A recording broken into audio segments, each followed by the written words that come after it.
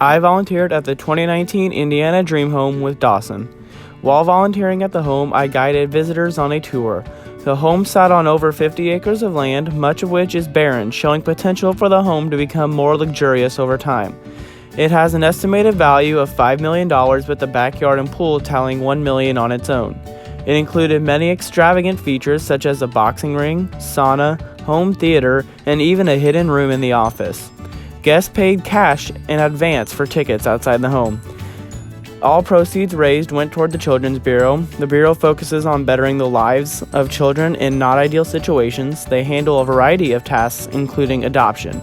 The event was expected to raise $20,000, though they actually doubled their goal with $40,000.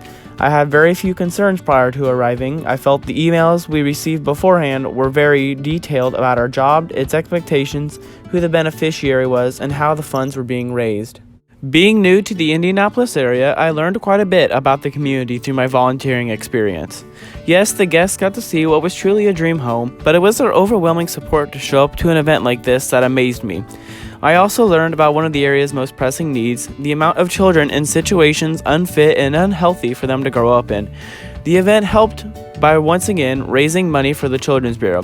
Though raising money seems simple, money has power in the world we live in. Also, there are several times where a lack of funds prevents the Bureau from reaching out to all the children in need. I most enjoyed being able to tour the home several times during my 7 hours of service.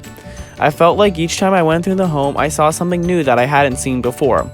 There was very little I disliked about my experience. However, there were times where Dawson and I both felt a little bored. The crowds fluctuated, so there were times where we were very busy and times where we stood around a lot. Those times of boredom and waiting for more guests to arrive were definitely the most difficult time. Because I had volunteered before, I certainly had a good idea of what to expect. It was also helpful receiving the detailed emails beforehand. Therefore, the experience was pretty much what I expected. I would like to learn more about what other fundraising activities the Children's Bureau benefits from. They were fun to help out and manage the event well. As a volunteer, I felt as if I had some guidelines to follow, but had a lot of freedom to choose how to better each guest's experience. The experience also opened my eyes toward the issue of children in dissatisfactory situations. It makes me feel privileged for what I had growing up, but also makes me want to continue to help out those who are less fortunate. The best way I know how to spread awareness is simply to talk about my experience. Telling others about my time volunteering for the Indiana Children's Bureau at the 2019 Indiana Dream Home could spark the interest in others to also give back. Overall, this experience lived up to all that I hoped it would be: fun, fulfilling, and most importantly, beneficial to those in need.